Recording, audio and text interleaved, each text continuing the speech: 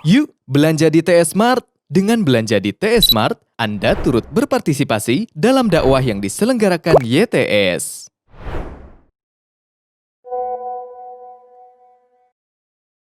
Bismillahirrahmanirrahim. Assalamualaikum warahmatullahi wabarakatuh.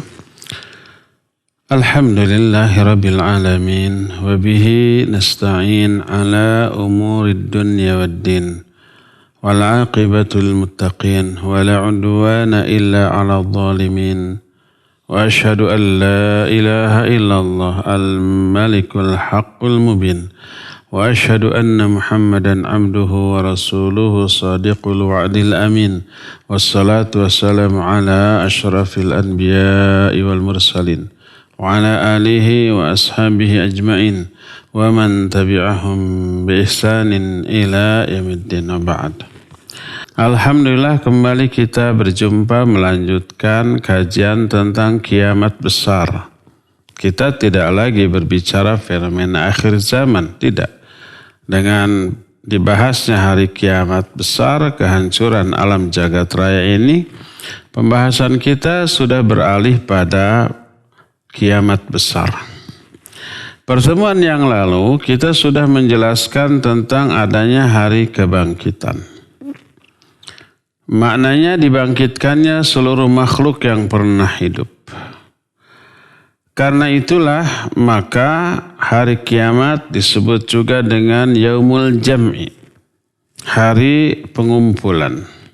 Hari dikumpulkannya seluruh makhluk. Dan ini diterangkan oleh Allah dalam beberapa ayat. Di antaranya Al-Quran surah Hud ayat 103 menyatakan, Dzalika yaumun majmu'un lahun nas wa dzalika yaumun mashhud. Itulah hari ketika seluruh manusia dikumpulkan. Dan itulah hari yang disaksikan. Dalam Al-Waqi'ah ayat yang ke-50 Allah menyatakan, kata Allah, Qul innal awwalina wal akhirin lamajmu'una ila miqati yaumin ma'lum. Katakan olehmu, sesungguhnya makhluk yang awal sampai makhluk yang akhir, pasti mereka semua akan dikumpulkan di hari yang telah ditentukan. Kekuasaan Allah itu meliputi seluruh makhluknya. Tak ada sesuatu pun yang bisa melemahkan Allah. Ketika seluruh makhluk binasa, malaikat, jin, manusia, binatang, dan semuanya, maka Allah pastilah berkuasa untuk mengembalikan mereka seperti sedia kala. Sekalipun umpamanya ada orang yang binasanya di tengah-tengah padang pasir, tak ada yang menguburkan, kehausan, kepanasan, dehidrasi, lalu mati, mengering di sana.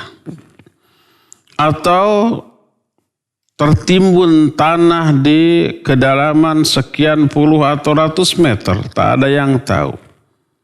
Atau dimakan oleh umpamanya burung-burung yang bercakar, yang berparuh.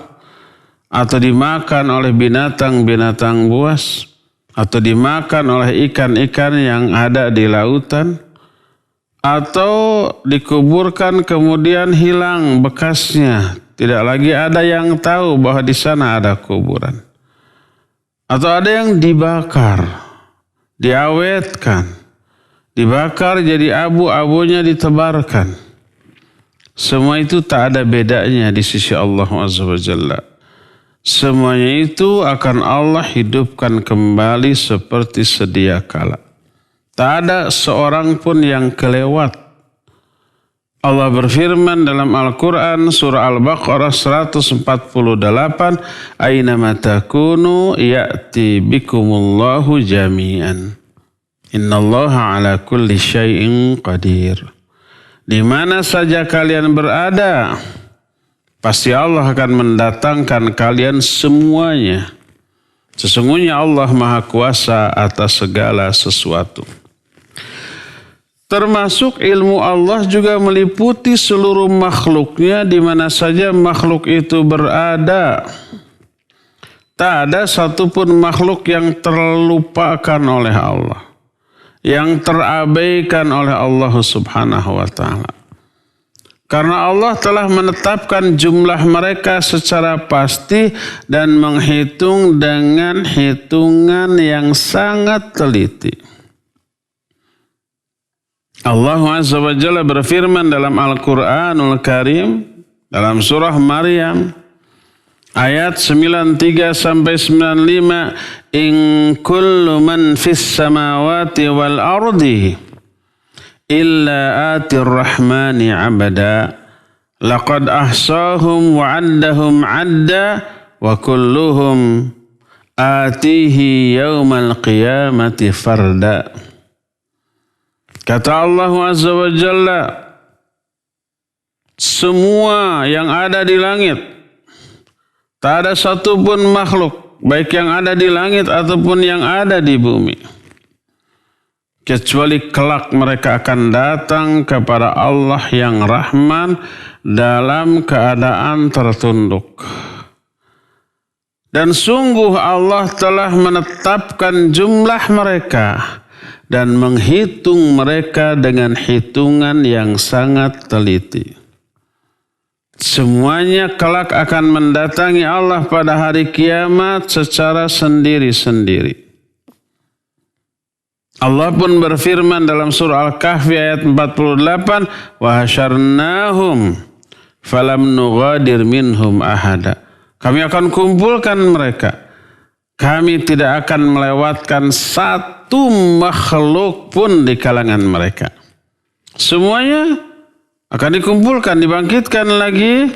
Tak ada yang terlupakan, tak ada yang terlewatkan. Semuanya dikumpulkan bersama-sama. Itulah ayat, beberapa ayat. Nas ayat-ayat tadi semuanya menunjukkan akan dikumpulkannya seluruh makhluk. Manusia, jin, para malaikat, bahkan mencakup juga binatang. Binatang pun akan dibangkitkan lagi dan dikumpulkan lagi. Berkata Syekhul Islam Ibn Taimiyah rahimahullahu ta'ala, yang beliau kemukakan di dalam kitab Majmul Fatawanya, beliau menyatakan, wa ammal bahaim fajami'uha yahsyuruha Allah subhanahu kama dalla alaihi alkitab wa sunnah. Adapun para binatang, semuanya itu Allah akan kumpulkan. Sebagaimana ditunjukkan oleh Al-Quran dan juga hadis yang sahih. Di antara ayat Al-Quran yang menerangkan bahwa binatang pun akan dikumpulkan adalah pertama, surah Al-An'am ayat 38, Allah berfirman, wa ma min dabbatin fil ardi wala ta'irin yatiru bi janahaihi illa umamun amsalukum ma farratna fil kitabi min syai' thumma ila rabbihim yuhsyarun. Kata Allah Azza wa Jalla, tidak ada makhluk pun yang melata di muka bumi. Tak ada seekor burung pun yang mengepak-ngepakkan dua sayapnya. Kecuali mereka itu umat-umat seperti kalian. Kami tidak melewatkan dalam kitab kami ini sesuatu pun. Kemudian semua mereka itu akan dikumpulkan kembali kepada Allah. Jadi seluruh makhluk yang melata di muka bumi, termasuk burung yang terbang di udara mengepakkan sayap mereka, semua itu akan dikumpulkan oleh Allah Azza wa Jalla. Dalam surah At-Takwir ayat yang kelima Allah menyatakan, wa idzal wuhusyu husyirat. Dan ketika binatang-binatang itu dikumpulkan pada hari kiamat. Diperkuat lagi dengan Asy-Syura ayat 29 tentang akan dikumpulkannya binatang oleh Allah Azza wa Jalla. Allah berfirman di dalam ayat tersebut, Wa min ayatihi khalqus samawati wal ardi wa ma batha fihima min dabbah wa huwa ala jam'ihim idza yasha'u qadirun. Kata Allah Azza wa Jalla, dan di antara tanda-tanda kekuasaan Allah adalah diciptakannya langit dan bumi. Dan apa-apa yang ada, yang tumbuh di langit dan di bumi berupa makhluk-makhluk yang melata. Wa huwa ala jam'ihim idza yasha'u qadir. Dan Allah Azza wa Jalla untuk mengumpulkan mereka bila Allah menghendaki maha kuasa, maha mampu. Ini nggak ada suaranya, hilang atau?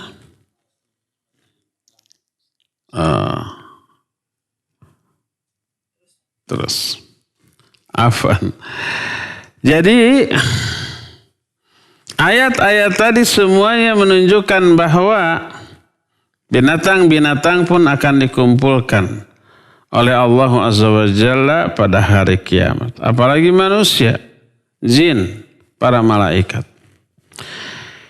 Imam Al-Qurtubi rahimahullahu ta'ala menukil adanya ikhtilaf di kalangan para ulama tentang dikumpulkannya binatang, tapi beliau lebih merajihkan, menguatkan bahwa ini akan terjadi. Didasarkan kepada beberapa riwayat yang sahih. Berkata Imam Al-Qurtubi, wa ikhtalafa an-nasu fi hasyil bahaim wa fi qisasi ba'diha min ba'd. Para ulama ikhtilaf tentang dikumpulkannya binatang dan tentang qisas yang terjadi di kalangan para binatang. Di kalangan binatang kan banyak yang zalim ya kepada sesama binatang, domba atau kambing yang tanduknya gede menanduk, yang kecil atau yang tak bertanduk. Kemudian monyet juga yang kuat, yang dewasa, zalim kepada yang masih kecil, yang lemah. Banyak itu. Lalu ada qisas nanti di akhirat.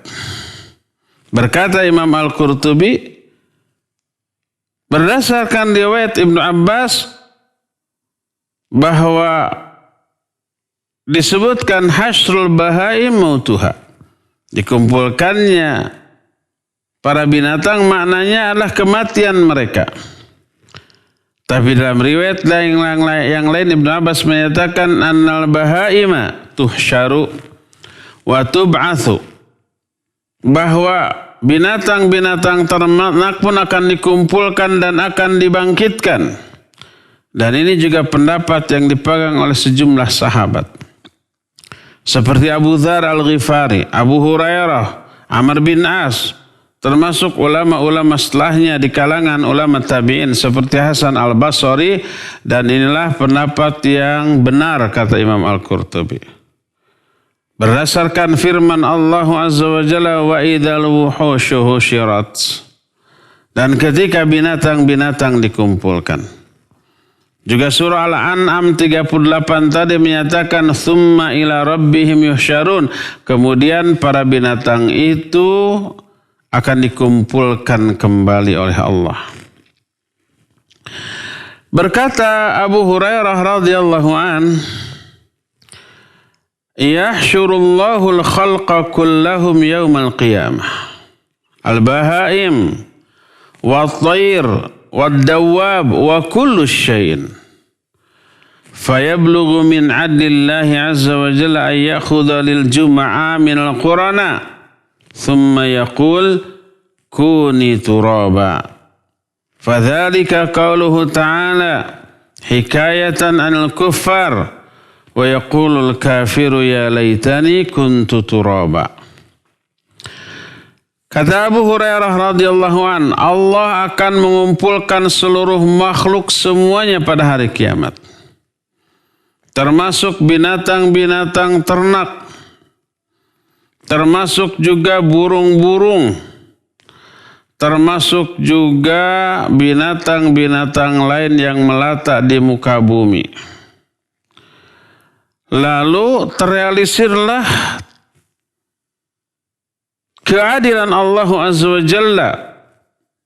Maka kambing-kambing yang tidak bertanduk mengambil bagian, membalas kepada kambing-kambing bertanduk yang ketika di dunia menzalimi mereka. Setelah kisos antara sesama binatang selesai, kadang-kadang kisos itu terjadi dari binatang kepada manusia. Karena banyak manusia yang zalim kepada binatang ketika di dunia. Maka binatang itu menuntut balas.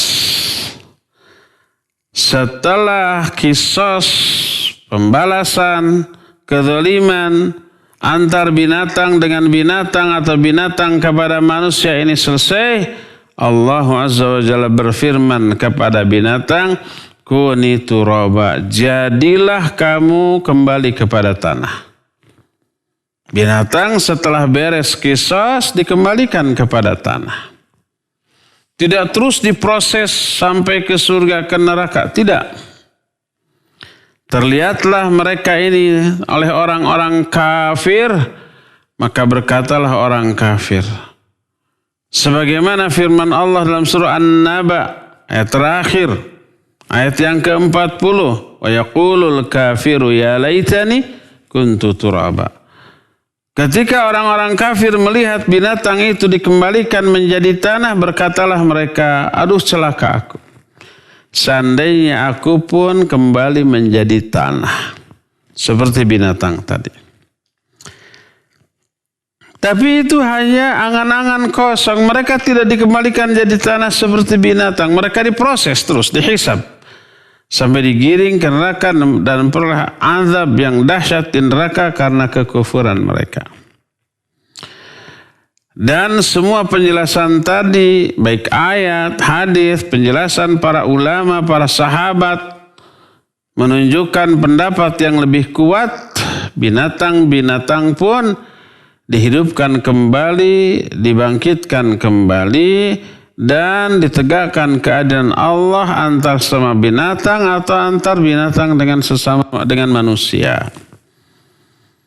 Cuma binatang tidak terus diproses, dihisab, ditimbang amalannya, tidak dibagikan catatan amal, tidak menyeberang sirat, jembatan yang terbentang di atas neraka, tidak terus ke surga, tidak terus ke neraka. Sudah dikembalikan jadi tanah, hanya manusia dan jin saja yang mengalami proses hisab sampai berujung di surga atau di neraka. Adapun bagaimana caranya dan kondisinya manusia dan jin ini dikumpulkan, diterangkan oleh banyak keterangan hadis-hadis yang sahih bahwa manusia kelak akan dikumpulkan dalam keadaan telanjang. Tak ada satu helai benang pun yang menutupi tubuhnya. Juga nyeker, bertelanjang kaki, tak bersepatu, tak bersendal, tak berkaos kaki. Juga dalam keadaan tidak berkhitan. Di dunia kita berpakaian bagus, rapi, bersendal, berkaos kaki, bersepatu. Seringkali sepatunya jauh lebih mahal daripada pakaiannya. Daripada kopiah atau topinya. Padahal kopiah, topi dipakai di paling atas. Sepatu mah paling bawah diinjak. Nginjak yang kotor-kotor. Kopiah mah enggak. Tapi yang diinjak, yang kotor-kotor bisa lebih mahal daripada yang disimpan di atas kepala. Kopiah bisa ada harganya Rp10.000, Rp5.000. Kalau umpamanya di Saudi kopiah seperti begini, ya macam-macam ya, 5 real, ada 2 real, bisa 1 real. 1 real itu sekitar Rp4.000. Murah meriah, tapi disimpan di paling tinggi. Sepatu diinjak, dipakai nginjak yang kotor. Mahal, bisa jutaan. Nah, manusia nanti di akhirat tak bersendal, tak berkaos kaki, tak bersepatu, tak berpakaian, dan tak berkhitan. Walaupun di dunia telah berkhitan, di sana utuh lagi. Bersabda Rasul SAW dalam hadis yang diterima dari Ibnu Abbas, diriwayatkan oleh Imam Bukhari dan Imam Muslim. Beliau menyatakan, innakum mahsyuruna huffatan uratan ghurala. Kalian akan dikumpulkan dalam keadaan bertelanjang kaki, bertelanjang pakaian, dan tidak berkhitan. Tsumma qara'a. Lalu Nabi SAW membacakan Al-Quran yang terdapat dalam surah Al-Anbiya ayat 104. Kama bada'na awwala khalqin nu'iduhu wa'dan alaina inna kunna fa'ilin. Kata Allah Azza wa Jalla, sebagaimana kami memulai awal penciptaan. Mulai manusia diciptakan, lahir ke alam dunia, tidak berpakaian, tidak berkaos kaki, bersendal atau bersepatu, dan tidak berkhitan. Sekaya apapun orang ketika melahirkan anak yang lahirnya dalam keadaan seperti itu, ya lemah, tak berpakaian, tak bersendal atau bersepatu, juga tak berkhitan. Sebagaimana kami memulai awal penciptaan, nu'iduhu, kami kembalikan lagi kelak seperti itu. Jadi pertama kita dibangkitkan pada hari kiamat, tidak bersendal atau berkaos kaki atau bersepatu, tidak berpakaian dan tidak berkhitan. Walaupun tidak berukuran bayi lagi, enggak. Wa'dan alaina inna kunna fa'ilin, sebagai janji atas kami bahwa kami pasti akan melakukan semuanya itu. Ketika Aisyah radhiyallahu anha mendengar ucapan Nabi SAW bahwa manusia ini akan dikumpulkan pada hari kiamat dalam keadaan telanjang, maka Aisyah berkata, ya Rasulullah, ar-rijalu wan nisa'u jami'an yanzuru ba'duhum ila ba'd. Wahai Rasulullah, laki wanita berkumpul bareng-bareng, nanti saling ngintip, saling lihat, saling pandang dong, karena auratnya semuanya terbuka. Terlihat ekspresi rasa malu, kelihatan aurat laki wanita bareng.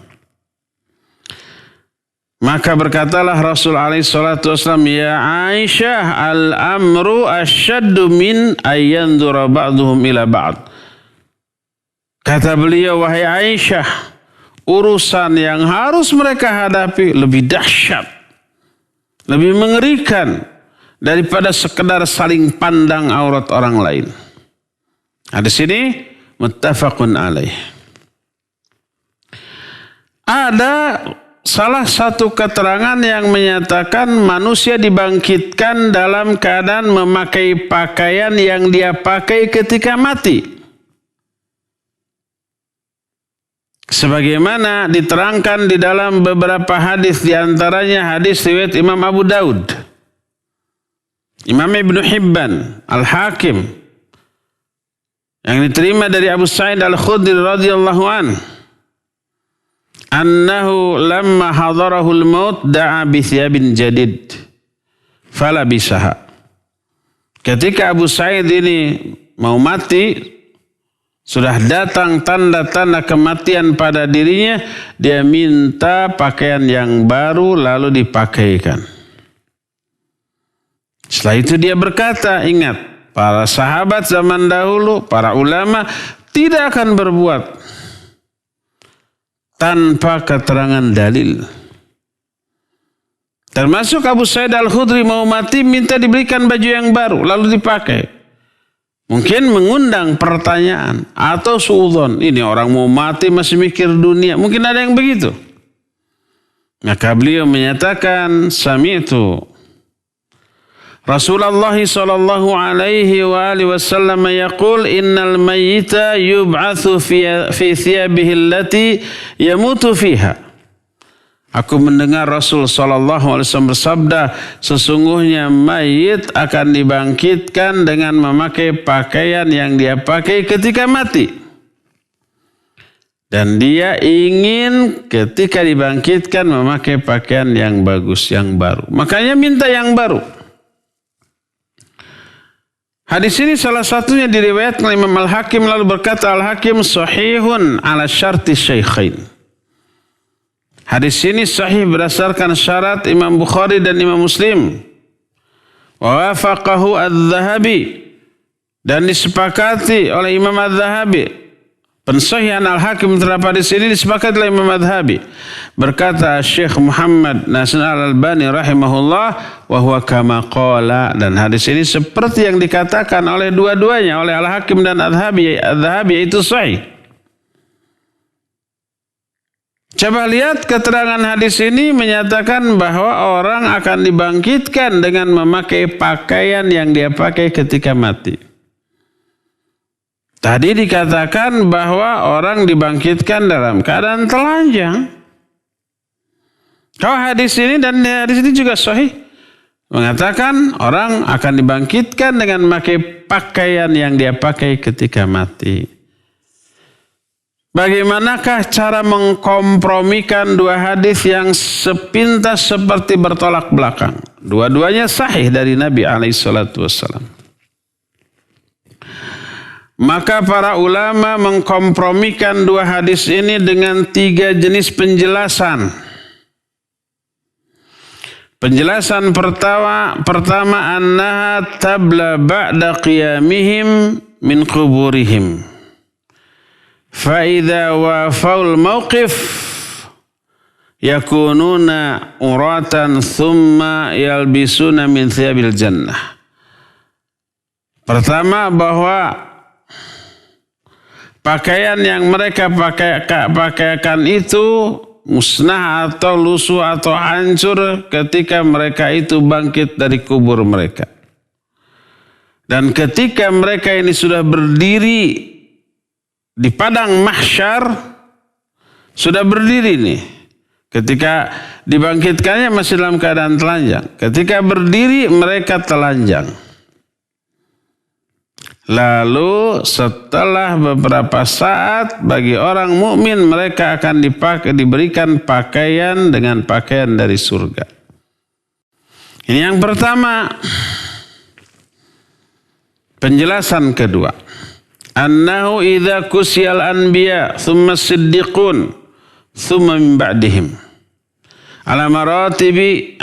maratibihim fatakunu qiswatu kulli insanin min jinsi ma yamutu fi thumma idza dakhalul jannata labisu min thiyabihimul jannah. Kedua, ketika para nabi diberi pakaian, ketika dibangkitkan di padang mahsyar masih bertelanjang. Tiba waktunya diberi pakaian. Yang pertama diberi pakaianlah para nabi. Terus para siddiqin. Terus orang-orang yang di bawah itu tergantung level mereka. Maka pakaian yang diberikan kepada mereka pertama kali di akhirat adalah pakaian yang mereka pakai ketika mati di dunia. Kemudian apabila mereka nanti masuk surga, mereka diganti pakaian dengan pakaian dari surga. Ini penjelasan yang kedua. Penjelasan yang ketiga. Annal murada bithiyabi hahuna al-a'mal. Ay yub'athu fi a'malihi allati mata fiha min khairin aw syarrin. Yang dimaksud pakaian dalam riwayat Abu Sa'id ini adalah amal. Maknanya setiap orang akan dibangkitkan sesuai dengan amal yang dia lakukan ketika mati. Baik itu perbuatan baik, amal baik ataupun amal buruk. Al-a'mal bi khawatimiha. Amal itu tergantung amal yang paling akhir. Orang bisa ahli ibadah sepanjang hidupnya, tapi menjelang kematiannya berhenti dari ibadah, berganti maksiat, mati dalam keadaan seperti itu. Mungkin disebutnya apa? Su'ul khatimah. Sebaliknya, orang sepanjang hidupnya melakukan dosa, maksiat, syirik dan kufur. Semua yang buruk dia lakukan. Menjelang kematiannya dia tobat, berhenti dari semua keburukan, berganti dengan iman, ibadah, amal soleh, mati dalam keadaan demikian. Namanya apa? Husnul khatimah. Itu yang paling menentukan. Al-amal bi khawatimiha. Amal itu tergantung amal yang terakhir. Jadi setiap orang akan dibangkitkan dengan memakai pakaian yang dia pakai ketika mati. Maknanya dibangkitkan dengan membawa amal yang dia lakukan menjelang kematiannya. Dan amal dalam ayat, dalam hadis sering disebut dengan sebutan pakaian. Allah berfirman dalam surah Al-A'raf ayat 26. Wa libasut taqwa dzalika khairun. Dan pakaian takwa itu yang lebih baik. Ya bani Adam, qad anzalna alaikum libasa yuwari sawatikum warisha wa libasut taqwa dzalika khairun. Hai bani Adam, kami telah turunkan kepadamu pakaian. Untuk apa? Untuk yuwari sawatikum warisha, sebagai penutup aurat dan juga perhiasan. Ini pakaian lahir. Walibasut taqwa dzalika khair, dan pakaian takwa itu jauh lebih baik. Ini pakaian batin. Pakaian batin itu ketakwaan. Pakaian batin itu ibadah dan amal soleh. Pakaian batin itu akhlak. Allah berfirman dalam surah Al-Muddathir ayat yang keempat, wa thiyabaka fatahhir. Pakaianmu sucikanlah. Ayat ini bukan nyuruh kita nyuci pakaian, bukan. Tapi yang dimaksud pakaian ini sebagian ulama menyatakan jiwamu, sucikanlah. Amalmu, baguskanlah. Akhlakmu, muliakanlah. Pakaian itu amal. Diperkuat dengan sebuah hadis yang diriwayatkan oleh Imam Al-Baihaqi. Dari hadis A'mash, dari Abu Sufyan, dari Jabir. Dia berkata, qala Rasul sallallahu alaihi wasallam, yub'atsu kullu 'abdin 'ala ma mata alaihi. Bahwa kata Nabi alaihi salatu wasallam, semua hamba akan dibangkitkan berdasarkan amal yang dia lakukan ketika matinya. Hadis ini juga dinukil oleh Imam Ibnu Katsir dalam kitab An-Nihayah. Hadis dari Jabir ini diriwayatkan oleh Imam Muslim di dalam kitab Sahih Muslim. Berdasarkan hal itu, hadis ini bukan berarti bahwa seorang hamba akan dibangkitkan dengan memakai pakaian yang dia pakai ketika mati sebagai kafan. Enggak. Wa innama yub'atsu 'ala al-halil lati mata 'alaiha minal iman wal kufri wal yaqini wasyak. Tapi maksudnya adalah setiap hamba akan dibangkitkan di atas keadaan ketika dia mati, apakah di atas iman atau di atas kufur, di atas yakin atau di atas keraguan-raguan. Kama yub'atsu 'alal 'amal alladhi kana ya'maluhu 'inda mautihi.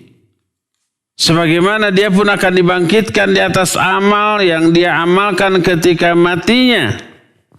Sebagaimana diterangkan dalam hadis riwayat Imam Muslim dalam kitab sahihnya dari Abdullah bin Umar radhiyallahu anhuma. Berkata Abdullah bin Umar, sami'tu Rasul sallallahu alaihi wasallam yaqul, idza arada Allahu biqaumin 'adzaban asabal 'adzab man kana fihim thumma bu'itsu 'ala amalihim. Aku mendengar Rasul sallallahu alaihi wasallam bersabda, apabila Allah ingin mengadab suatu kaum, Allah timpakan azab secara merata kepada kaum tersebut. Lalu setelah itu Allah akan membangkitkan mereka berdasarkan amalnya masing-masing. Matinya di tempat yang sama, di waktu yang sama, oleh penyebab yang sama. Umpamanya suatu kaum, terkena tsunami atau banjir atau longsor, mati semuanya. Penyebabnya sama, tempatnya sama, waktunya sama. Tapi nasib mereka setelah dibangkitkan beda-beda. Tergantung amalan. Ketika musibah atau azab itu datang, sedang ngapain? Ada yang sedang sholat. Ada yang sedang bermaksiat. Ada yang sedang mabuk. Ada yang sedang main kartu. Ada yang sedang lalai dari perintah Allah. Ada yang sedang melanggar larangan Allah. Beda-beda. Keadaan ketika dibangkitkannya pun mereka berbeda-beda. Termasuk orang yang ketika ihram dia mati. Baik umroh ataupun haji. Dia umpamanya mulai niat umrohnya, niat hajinya dari miqat. Miqat itu tempat awal memulai ibadah haji atau umroh. Miqatnya orang-orang Madinah di Bir Ali atau di Dzul Hulaifah. Kalau miqatnya orang-orang Mekah ya banyak, ada di Hudaybiyah, ada di Tanim, ada di Arafah, ada di beberapa tempat. Tergantung, terserah mereka. Begitu memulai niat di sana bertalbiyah, labbaik Allahumma labbaik dan seterusnya, maka mereka sudah ihram. Mereka muhrim. Muhrim itu orang yang sedang berihram. Kalau orang yang haram dinikah bukan muhrim tapi mahram. Orang suka salah ini. Maaf kita belum muhrim, jangan dulu bersalaman. Salah, bukan muhrim, mahram. Mahram adalah orang yang haram dinikah. Kalau muhrim orang yang ihram. Maka ketika sudah ihram, orang yang muhrim tadi bertalbiyah labbaik Allahumma labbaik. Labbaik la syarika laka labbaik. Innal hamda wan ni'mata laka wal mulk la syarika lak. Terus diulang-ulang. Kalau dalam kondisi itu dia matinya dalam keadaan ihram, maka kelak begitu dibangkitkan pada hari akhirat, maka dia langsung bertalbiyah. Orang yang sedang ihram itu nggak boleh menutup kepalanya ataupun wajahnya, nggak boleh memakai wangi-wangian, nggak boleh memakai pakaian yang lain. Makanya kalau mati ketika itu, kain kafannya itu kain ihram yang sedang dipakainya. Nggak boleh ditutup kepalanya atau wajahnya, nggak boleh juga dipakaikan parfum. Kalau mayit yang lain sunnah dipakai parfum. Mayit yang lain dibungkus semuanya sampai ke kepalanya. Ini nggak boleh. Sebagaimana diterangkan dalam hadis sahih riwayat Imam Bukhari, Imam Muslim, Imam Ahmad dari Abdullah bin Abbas radhiyallahu anhuma, kata Ibnu Abbas, anna rajulan kana ma'an Nabi alaihi salatu wassalam fawaqasathu naqatuhu wa huwa muhrimun famat. Ada seseorang laki-laki ikut haji bersama-sama Nabi sallallahu alaihi wasallam. Ketika wukuf di Arafah, dia wukufnya di atas kendaraannya, bukan bus. Saat itu belum ada bus. Di atas kudanya, dia wukuf sambil berzikir, sambil berdoa, sambil baca Al-Quran. Tiba-tiba merontaklah si binatangnya itu dan dia terlempar, kemudian terinjak dan mati dalam keadaan ihram. Memakai pakaian ihram karena di Arafah saat itu sedang wukuf. Dia sedang muhrim, sedang berihram. Hanya memakai kain ihram saja 2 helai, mati dalam keadaan demikian. Berkata Rasul alaihi salatu wasallam, "Ighsiluhu bima'in wasidr wa kaffinuhu fi thawbayhi wa la tumissuhu bithib wa la tuhammiru ra'sah fa innahu yub'atsu yaumal qiyamati mulabbiyan." Kata Nabi SAW, mandikan dia dengan air dan sidr. Sidr itu daun bidara. Mandikan dia. Air campur daun bidara.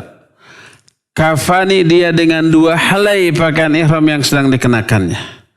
Jangan dia olesi parfum apapun, karena nggak boleh. Orang yang sedang ihram haram bagi dia melakukan beberapa perkara. Haram memakai pakaian yang berjahit, haram juga memakai wangi-wangian, haram menutup kepala yang langsung nempel di kepala dalam rangka menutupi kepala bagi laki-laki, ya. Dan banyak lagi. Nah, kata Nabi SAW, kafani dia dengan 2 pakaian ihram yang sedang dikenakannya. Jangan olesi parfum ke badannya. Jangan kalian tutup kepalanya. Fa innahu yub'atsu yaumal qiyamati mulabbiyan, karena sesungguhnya dia akan dibangkitkan nanti pada hari kiamat dalam keadaan bertalbiyah. Begitu dibangunkan langsung dia talbiyah, labbaik Allahumma labbaik, labbaik la syarika lak labbaik, innal hamda wan ni'mata laka wal mulk la syarika lak. Terus berulang-ulang. Inilah yang dimaksud bahwa setiap orang akan dibangkitkan dengan memakai pakaian yang dia pakai ketika mati. Maknanya akan melakukan amal yang dia lakukan ketika dia mati. Yang sedang ihram mati, nanti pas bangkit dia lanjutkan ihramnya dengan bertalbiyah. Termasuk orang yang mati syahid, terbunuh di medan perang dengan keadaan yang berlumuran darah. Karena pada hari kiamat dia akan dibangkitkan dalam keadaan berlumuran darah. Warna darahnya warna merah darah, tapi aroma yang keluar yang biasanya berbau amis, ini mah aroma sewangi minyak kasturi. Dari sinilah disyariatkan kalau ada orang yang akan mati, talqinkan, bimbing dia untuk mengucapkan kalimat tauhid la ilaha illallah. Yang semoga dia mati di atas kalimat tauhid tadi. Dan kelak pada hari kiamat ketika dia dibangkitkan, dia dalam keadaan sedang mengucapkan kalimat tauhid.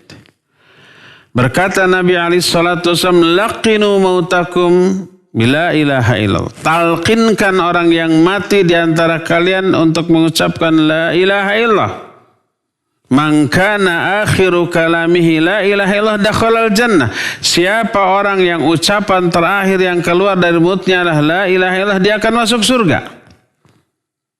Seseorang sedang sholat sujud, mati dalam keadaan demikian, kelak pada hari kiamat dibangkitkan dalam keadaan sholat juga. Begitu seterusnya. Ini yang disebut dengan husnul khatimah, ya. Yang semoga Allah Azza wa Jalla masukkan kita semua ke dalam golongan husnul khatimah, yang mati di atas ketaatan, di atas ketakwaan, di atas perintah Allah Azza wa Jalla. Allahumma rzuqna husnul khatimah waj'alna birahmatika min ahlil jannah. Allahumma ajirna minan nar, Allahumma ajirna minan nar, Allahumma ajirna minan nar.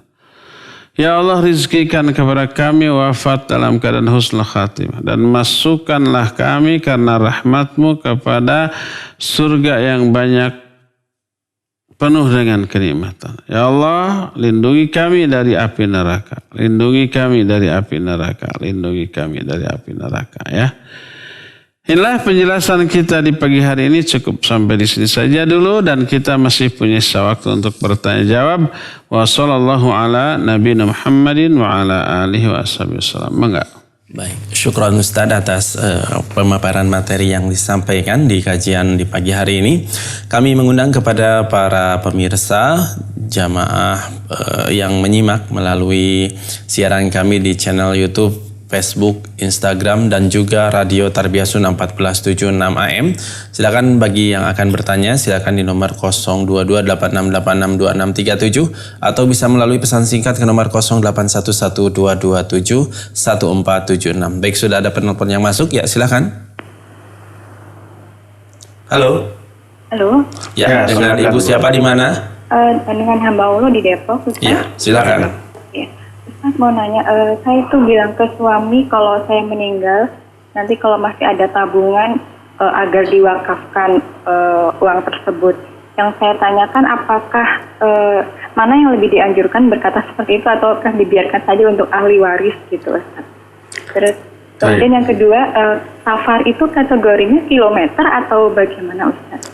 Biasa kalau safar itu apakah terpaut kilometer atau karena sudah luar kota itu berarti safar gitu. Batasan safar ya. Iya. Baik. Biasa kalau Wa jazakillahu khairan wa alaikumussalam warahmatullahi wabarakatuh. Ya. Ibu di Depok, barakallahu fik, ada 2 pertanyaan. Suami sering berkata kalau saya mati tabungan tolong diwakafkan gitu ya. Mana yang lebih utama? Berwasiat itu namanya wasiat. Kalau saya mati, tolong tabungan saya yang hanya 20 miliar, tolong wakafkan. Hanya. Itu wasiat. Adapun selain tabungan, ada rumah 10 miliaran satunya juga. Ada mobil mewah, ada tanah, ada toko, ada perusahaan banyak. Itu tidak diwasiatkan. Jangan diwakafkan tapi sebagai warisan. Mana yang lebih baik? Apakah berwasiat atau biarkan sebagai warisan? Tentu saja wasiat. Tapi syaratnya wasiat tidak boleh dari 1/3. Tidak boleh lebih dari 1/3 dari hartanya. Kalau kekayaan yang dimiliki oleh laki-laki atau suami tadi hanya tabungan. Tabungannya ada 200 juta. Tapi hanya itu-itunya. Nggak ada yang lain. Mobil nggak punya, rumah juga ngontrak gitu ya. Dia udah memiliki penyakit parah lalu berwasiat. Seluruh uang tabungan saya tolong wakafkan. Cari masjid yang lagi dibangun. Di atas sunnah. Cari pondok pesantren sunnah yang sedang membangun. Tuh di Selacau kata. Di Ma'had Tarbiyah Sunnah sedang membangun. Kasihkan ke sana. Tapi hanya itu satu-satunya. Rumah nggak ada. Besok sudah harus dibayar. Harus diusir tuh. Harus pindah. Kontrakannya. Mobil nggak ada. Motor nggak ada. Maka tidak boleh.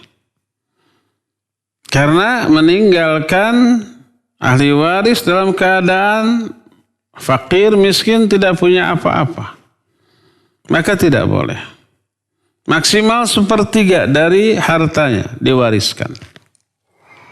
Adapun kalau selain tabungan masih banyak, tabungannya hanya umpamanya 20 miliar. Tapi dia punya banyak rumah.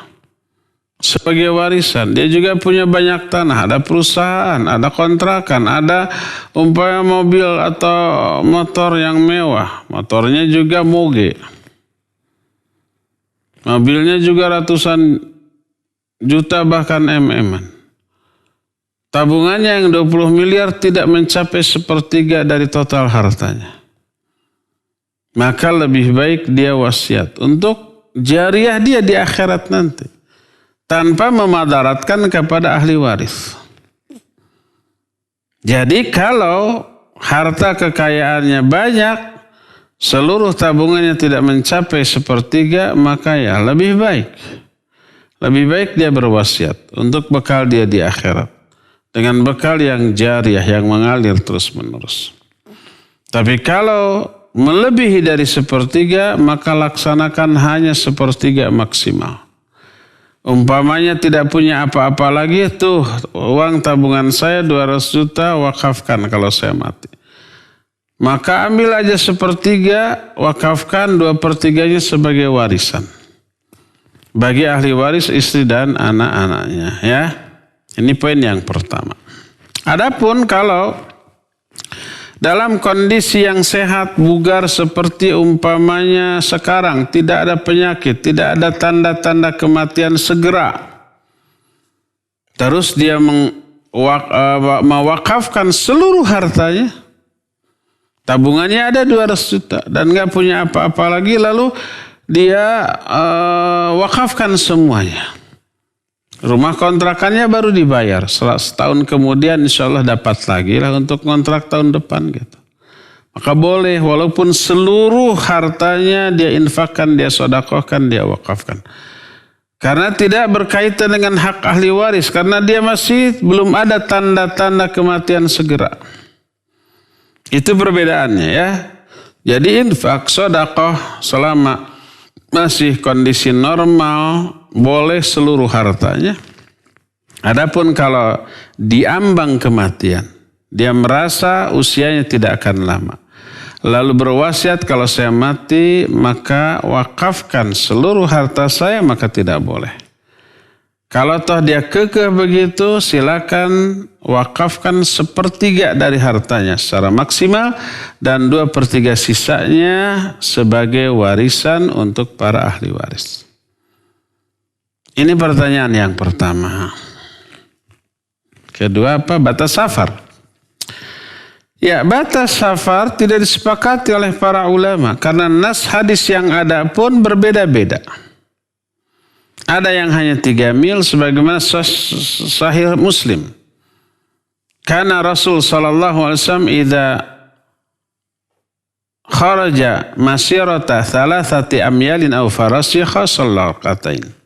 Beliau apabila keluar dari kotanya sejauh 3 mil atau 3 farsakh, beliau sholat 2 rakaat di qasar. Menunjukkan sudah safar. Sebagian ulama 3 mil. 3 mil itu dari batas kota, bukan dari rumahnya. Sebagian lagi menyatakan 3 farsakh. Sekitar 84 kiloan gitu. Sebagian lagi menyatakan sehari semalam dan seterusnya, tidak ada sepakat. Karena memang tidak ada nas Al-Quran dan hadis yang sharih, yang gamblang menyebut angka jarak tidak ada. Sebagian ulama seperti Syekhul Islam Ibn Taimiyah rahimahullah mengembalikan kepada urf. Urf itu kesepakatan orang yang ada di daerah kita. Kalau dari daerah kita pergi ke suatu tempat secara urf, kesepakatan mereka sudah dianggap safar, maka safar. Kalau belum, maka belum. Urf itu contoh bahasa Sundana nyaba gitu ya, dari Bandung ke Jakarta. Apakah sudah safar? Padahal cuma setengah jam dengan pesawat. Baru aja naik, tidur, begitu bangun udah sampai. Flight attendant-nya juga di atas, apa flight attendant pramugari apa? Atau ya pramugari ya? Kalau yang suka berjalan di catwalk apa namanya? Ya model apa? Pramugari aja? Pragawati. Oh, Pragawati. Pragawati, pramugari, dekat ya. Pramugari, flight attendant. Pembantu di pesawat gitulah.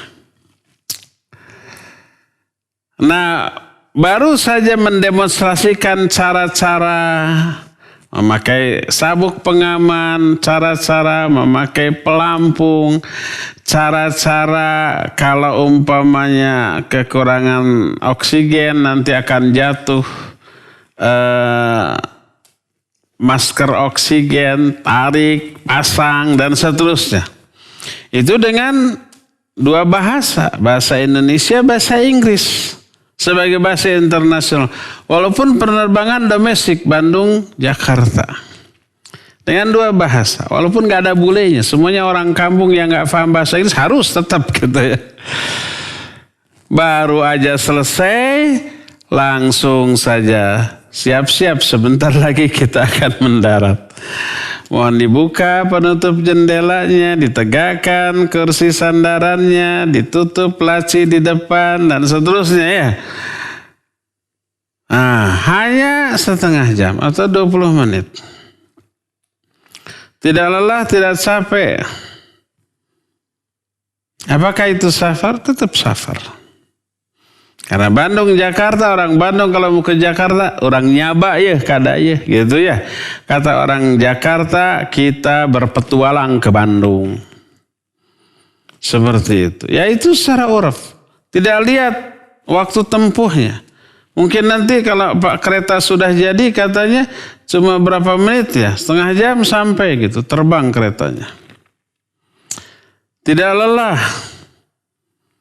tidak memakan waktu yang panjang, maka tetap safar. Sebaliknya, umpamanya dari Selacau ke Cipatik, terhalang oleh apa?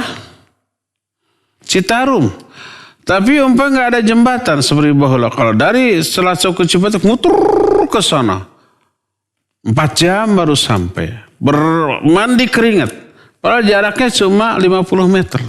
Tapi muternya ke sana. Maka secara uraf, maka itu tetap saja bukan safar. Jadi kembalikan ke uraf. Kembalikan saja kepada kesepakatan orang di tempat kita tinggal. Kalau ke tempat itu orang-orang mayoritas di kita sudah menyatakan itu sudah safar, berarti safar. Berapapun jaraknya, berapa lama pun jarak tempuhnya.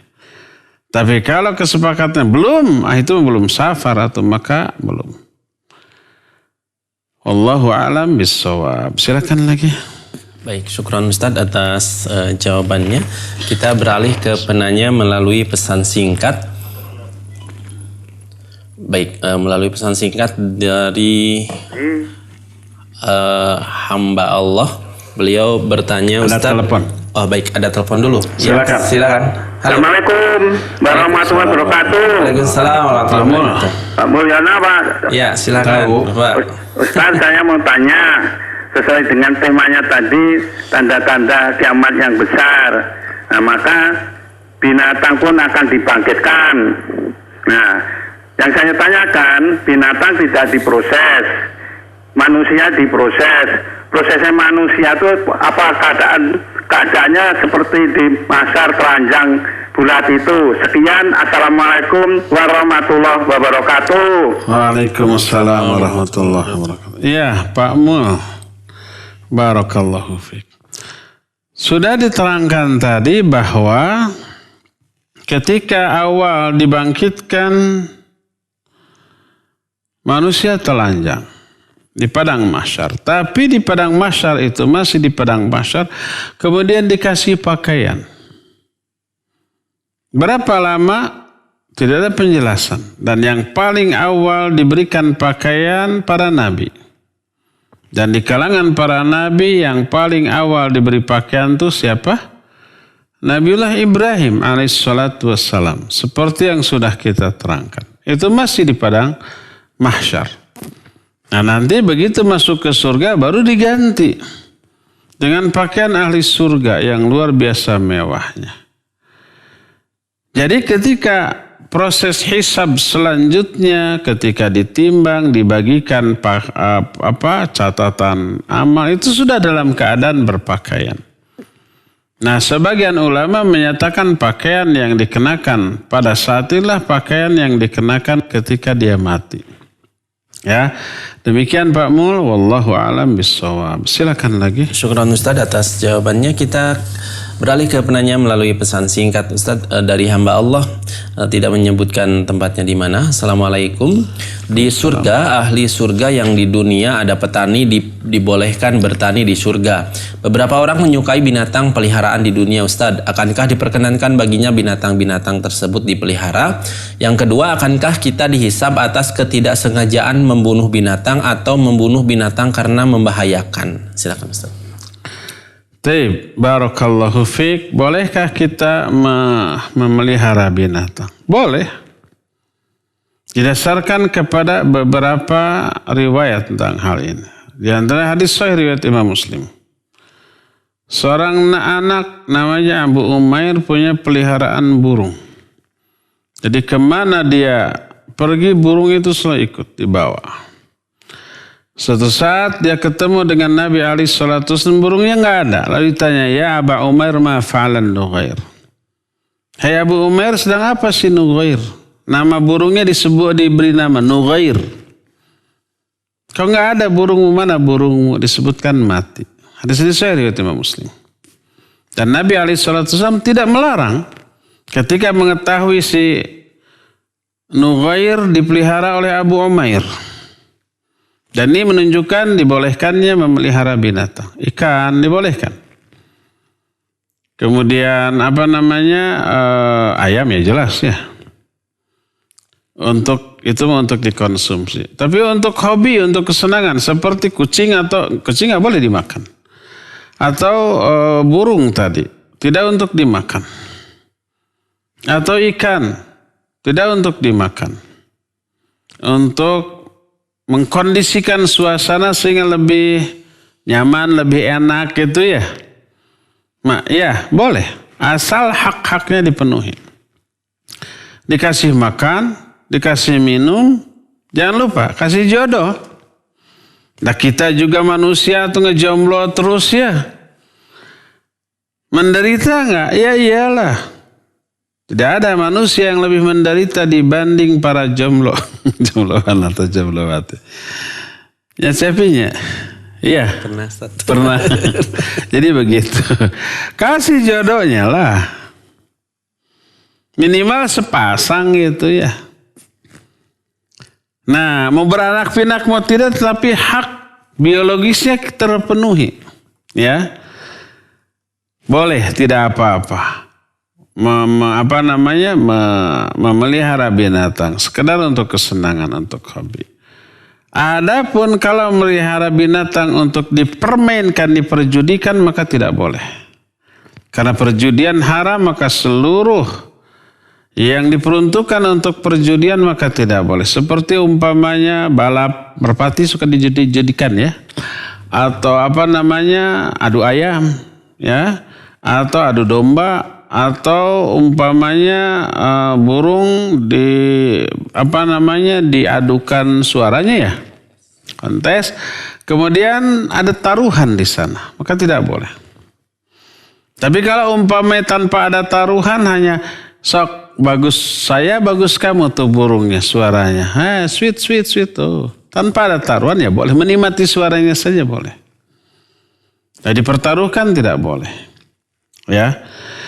Jadi boleh memelihara binatang asal dipenuhi hak-haknya. Jangan sampai dibiarkan kelaparan tapi tidak dibiarkan untuk mencari makan sendiri. Orang Selat bilang dikungkung tadi awur, dicangcang tadi paraban. Artinya dikungkung tadi awur itu dikurung dan tidak diawur itu ditaburkan makanan. Dicangcang itu diikat tapi tidak dikasih makan. Dan tidak dilepaskan untuk mencari makan sendiri. Mati. Maka tidak boleh, itu kezaliman. Ada tuntutan, nanti ya ada dituntutan. Orang yang berburu burung, boleh nggak? Boleh berburu binatang untuk dimakan.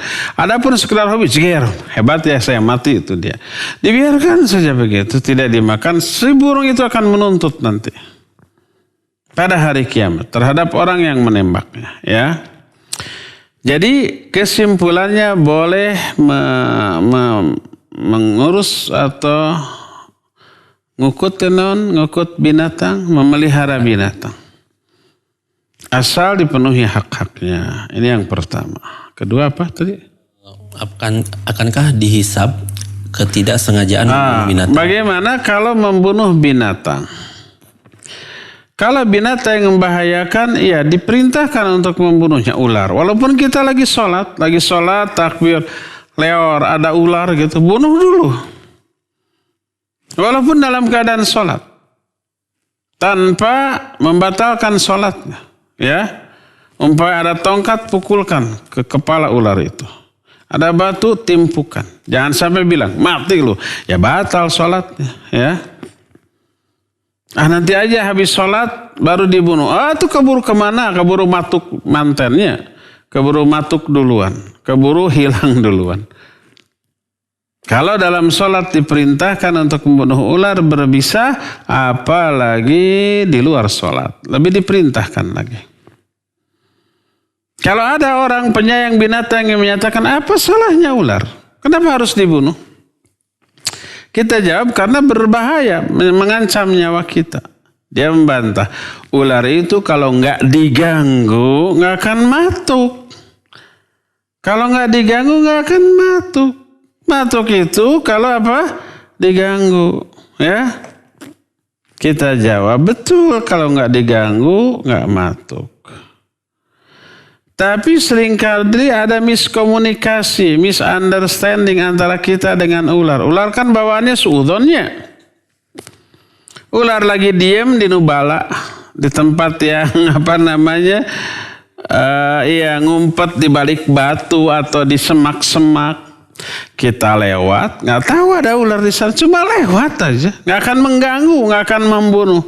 Tapi si ular suudzon, sangkanya mau mengganggu, gawak dipatuk, mati kita, ya. Nah, daripada kita yang mati, mending ular yang mati. Makanya Nabi SAW memerintahkan, dikiaskan kepada ular semua binatang yang berbahaya, beracun. Walaupun racunnya tidak sampai membunuh kita, tapi bisa membuat kita menderita. Ya, seperti kalajengking, seperti tarantula, seperti umpamanya kelabang, seperti umpamanya apalah yang membahayakan kita, maka dibolehkan untuk dibunuh. Ular disyariatkan untuk dibunuh, membunuhnya adalah berpahala. Jadi binatang-binatang tertentu yang diperintahkan untuk dibunuh, membunuhnya berpahala dan tidak akan menuntut apa-apa di akhirat. Karena syariat yang memerintahkannya. Adapun membunuh binatang yang tidak diperintahkan untuk dibunuh atau bahkan dilarang, seperti membunuh semut, maka tidak boleh secara sengaja. Kecuali kalau semutnya berbahaya, seperti apa bahasa Sunda? Nah, kararangge ya. Kararangge itu semut api apa namanya? Semut api, bisa menyembur api. Yang apabila dia nyerang banyakan, bisa mati orang itu katanya. Dinyerang banyakan, disengat, beracun, wah panas dingin gitu. Ya, boleh itu dibunuh. Tapi kalau semut biasa, maka secara sengaja tidak boleh untuk dibunuh. Adapun kalau tidak sengaja, seperti umpamanya kita menyapu di lantai banyak semut, ya kita sapu, nggak mungkin, pergi, nggak mungkin, ya ada ribuan semut, ya kita sapu. Yang ketika disapu pasti ada yang mati, ada yang keinjak, ada yang kegilas gitu ya, ada yang nyocok ke kita kemudian refleks oleh kita ditepuk pejet kemudian mati, maka itu tidak masalah. Di piring atau di gelas bekas teh manis, bekas madu, bekas kopi manis. Lalu dikerumut di semut. Mau kita cuci, pasti semutnya ada yang mati. Gak mungkin kita takol dulu pakai senok, tang mati, pergi mau dicuci. Itu 1 tahun murid. Lalu langsung kita basuh, pakai sabun, pakai air, pasti ada yang mati, maka itu tidak disengaja, tapi sesuatu yang tidak bisa dihindari, maka tidak berdosa. Ya, demikian. Wallahu a'lam bishawab. Silakan lagi. Ya baik, syukran Ustaz atas jawabannya. Kita beralih ke penanya melalui line telepon. Ya silakan. Sudah. Baik, kita angkat penanya dari pesan singkat. Dari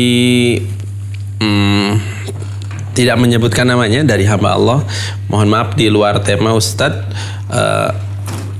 Insya Allah bulan Desember saya akan menikah. Namun ayah saya tidak sholat. Bolehkah menjadi wali nikah saya Ustadz?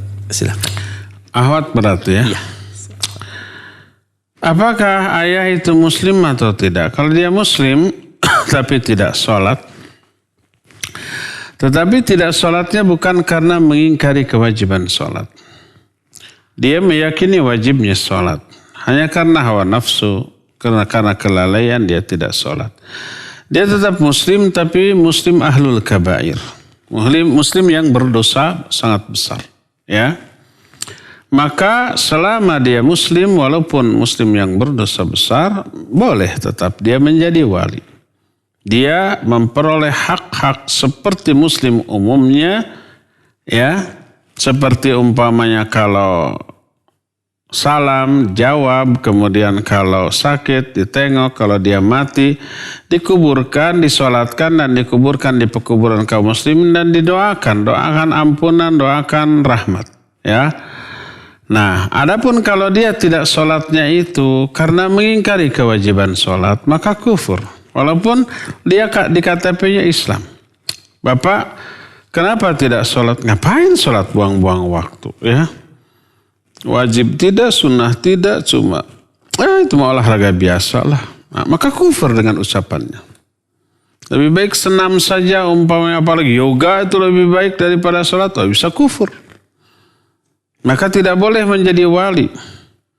Tidak boleh kalau dia umpamanya mati disolatkan, dikuburkan di pekuburan kaum muslimin. Karena dia mati bukan di atas Islam. Nah, terus kalau mau menikahkan gimana ya? Jangan dia walinya. Walinya bisa adiknya, bisa kakaknya yang muslim atau pamannya dari adik ayahnya yang muslim. Kalau semua walinya itu tidak ada, ya udah wali hakim oleh KUA.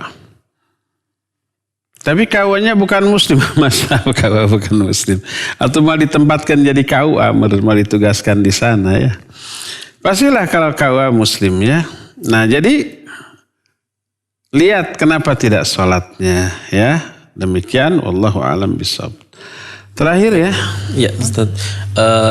Pertanyaan terakhir dari pemirsa Ahsan TV di Tasikmalaya dari Ibu Rosi di Ciawi Tasikmalaya. Ustadz, saya mau tanya, apabila seorang ibu memberikan uang atau apa saja kepada anak perempuannya, akan tetapi menantu laki-laki merasa dihinakan dengan pemberian itu, apakah mertua itu jadi dosa, Ustadz? Dan mohon penjelasannya dan nasihatnya, silakan.